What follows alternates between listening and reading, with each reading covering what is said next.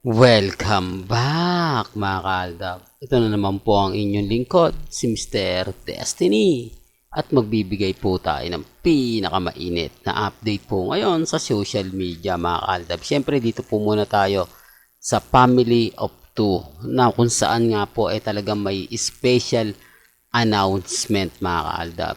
Gaya nga po na sinabi ko mga kaaldab, ito mga update na to talaga naman pong pinag-uusapan sa December 1 nga po, TV Patrol, di po ba? Tapos sa December 3, Grand Trailer. Sa December 5, music video. Sa December 9, Ultimate Family Bonding. Grabe, no? Siksik sa sorpresa. Ito yung isa sa rason, mga kaaldab, kung bakit po natin to o bakit po ako updated na updated, di po ba? Sa mga special announcement nga po nila Alden Richards at syempre ni Sharon Cuneta, di po ba? Dito naman po sa channel ni Mr. Destiny, lahat po na mga gusto nyong mapanood, mapakinggan, ba, chill lang, di po ba? Kumbaga, wag po nyong basta-basta o wag nyo na lang pong pansinin ang mga sinasabi ng iba, pinapaliwanag ng iba. Wala naman po kasing update kay Main eh. Gusto lang nila kumbaga basagin tayo, di po ba? Wala silang maibang mapuse, wala silang may ibang i-update. Kapag nag-throwback picture po sila, papabor naman po sa atin, gagantihan ko lang naman po na mga throwback din. Oh, di po ba? Tapos ngayon tayo na naman yung trending. Oh, grabe, no? Pang-apat po tayo sa trending in Philippines, di po ba? Ibig kong sabihin, tayo po ay lumalaban. Tayo po mas matatag, di po ba? Kasi kung titignan nyo mga kaaldab, mas mataas pa po tayo sa iba, di po ba? Kaya nga po sabi ko, Aldab lang pa rin po malakas. Kahit anong sabihin nila, Aldab pa rin po nagte-trending. Yan yung patunay mga kaaldab na tayo pa rin po yung kampante, tayo pa rin po yung matatag. Kaya nga po lagi kong sinasabi to, lagi kong pinapaliwanag, di po ba? Kaya nga po yung iba gulat na gulat, bakit kaya nagte-trending pa yung Aldab? Bakit kaya malakas pa rin ang Aldab kahit ganito yung ginagawa sa kanila? Kahit nababas sila ng gusto, kahit binabanatan sila, di po ba? Sabi ko nga po sa inyo, relax lang. Di po ba? Huwag po kayong basta-basta magpapadala sa mga sinasabi at pahayag ng iba. Ang sa akin nga lang po mga kaaldab, kung ano lang po yung latest, kung ano lang po yung trending, dun lang po tayo. Huwag po kayong basta-basta maniniwala sa mga sinasabi at pahayag po ng iba. Remind ko lang po sa mga taong dumadaan at bumibisita sa channel natin, sa mga nagsasabi na move on ka na Mr. Destiny, lahat ng mga sinasabi mo hindi totoo, sa lahat ng mga paliwanag mo hindi totoo, okay lang naman po yun. Di po, ang importante lang naman po mga kaaldab, maging updated kayo.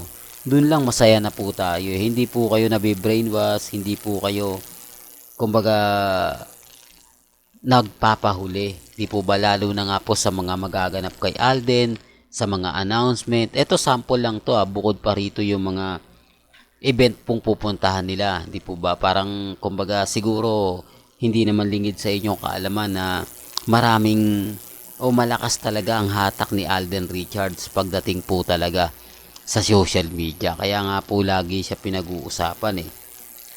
Kaya nga po lagi siya yung pinakamainit o sabihin na natin na topic. Hindi po ba? Bagamat ang daming mga nagsasabi, nako, wag po kayo maniniwala dyan kay Mr. Destiny.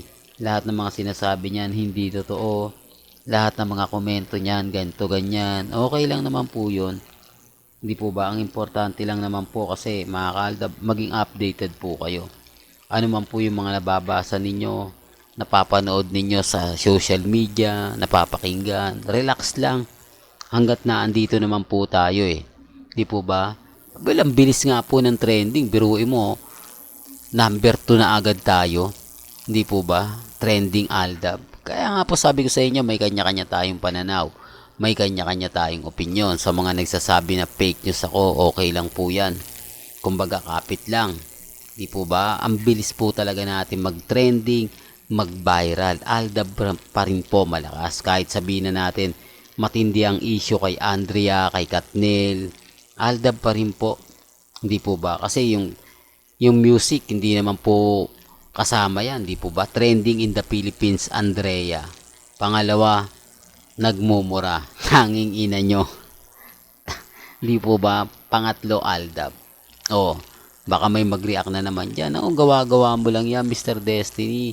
Mag-move on ka na. Okay lang naman po. Sabi ko nga po sa inyo, may kanya-kanya po tayong pananaw. May kanya-kanya po tayong opinyon. Ako hindi po ako namimilit. Kung ano lang po yung sinasabi ko, napapanood, napapakinggan po natin, yun lang naman po. Di po ba? Medyo galit lang po sila kapag napapansin, nababalitaan, di po ba? Kahit sabihin na natin trending ngayon ang Katnil at si Andrea, hindi naman po nagpapatalo Aldab eh. Aldab pa rin po malakas kahit saan nyo dalhin. Kahit sabihin na natin na wala ng Aldab, move on na kayo Mr. Destiny, hindi po. Aldab pa rin po malakas. Respeto na lang po sa ayaw maniwala. Respeto na lang po sa mga taong kumbaga hindi gusto yung sinasabi natin. Di po ba? Real talk mga ka-Aldab. Aldab po talaga trending. Gaya nga ng sinabi ko sa mga nagsasabing fake news ako, sa mga nagsasabing hindi totoo sinasabi ko, okay lang po yan. Kasi alam ko naman po mga ka-Aldab na tayo pa rin yung wagi. Tayo pa rin po yung panalo. Di po ba? Tapos sasabihin nila na, nako, ang dami mong Mr. Destiny, ang dami mong mga sinasabi, wala namang ebidensya, wala ka namang resibo. Yung caption na lang po natin, tignan nyo eh. Di po ba? Doon masasabi nyo kung ini-edit ko lang. Ako po, sa totoo lang po, never po ako nag-edit. Never po tayong mandadaya na si Mengay nakita natin si Mengay naispatan natin nasa mall kasama si Alden. I-edit ko lang po yun eh. Mga 10 seconds. Di po ba? Marami na agad makukuha simpatya. Magkakagulo na po agad yung social media. Titignan nila, baka totoo naman, etc. etc. Di po ba? Hindi natin yung ginagawa. At never ko po yung ginagawa. At nagpagbabayad po ng mga sumusuporta sa akin. Never po. Mahal lang po lang ako ng mga mamis, mga titas, mga senior. Kaya sinusuklian ko lahat po ng mga binibigay nila. Sinusuklian ko lahat po ng suporta na binabato po nila sa atin. Di po ba? Kaya nga po kapag may nagtanong ng mga mamis, Mr. Destiny, ano na nga po ba yung latest? Nakita mo na ba to? Napanood mo na ba to? Di po ba? Ganun lang naman po eh. Kaya lang syempre yung iba, hindi po talaga nagugustuhan sa mga ginagawa natin. Affected lagi sila, mainit ang ulo, gusto nila sila lang yung bida, gusto nila sila pa rin po yung panalo. Di po ba? Sinasabi ko lang po ito para po sa kaalaman ng lahat Remind ko lang po sa mga nagsasabi ng fake news ako, okay lang po yan. Ang importante lang naman po, makapagbigay ako sa inyo ng update, makapagbigay ako sa inyo ng mga kaganapan. Sa mga nagsasabi na fake news ako, okay lang po yan. Kasi alam ko naman po mga ka-Aldab na marami pa rin po talaga nagmamahal at marami pa rin po talaga sumusuporta kila Mengay at kay Alden. Kaya wag po kayong basta-basta maniniwala sa mga sinasabi po ng mga komento, di po ba? Tapos ngayon tayo po yung number 1 trending na naman. Di po ba? Music trending, may Katnil. Saan ka pa?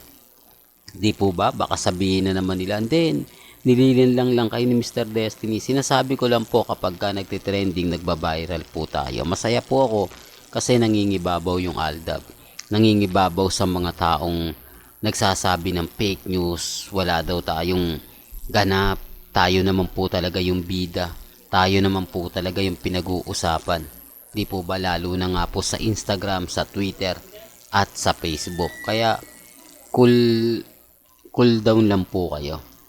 Well, hanggang dito na lang po ang ating latest updates. Kaya kung gusto nyo pa po ng pinaka-latest at sariwang balita, abay tumutok lang po kayo dito po sa channel ni Mr. Destiny para updated po kayo sa mga latest at sa mga bagong video po na ilalabas po natin maya-maya lang. Kaya kung bago ka lang sa channel na to at isa kang true-blooded Aldab Nation na nagmamahal po kila Mengay at Isoy, tama po ang channel na pinuntahan mo. Kaya consider na po kitang bagong subscriber. At huwag mong kalimutang i-share ang mga video po natin sa mga mami, sa mga titas, at sa mga senyor. Hanggang sa muli, salamat po sa panonood at pakikinig.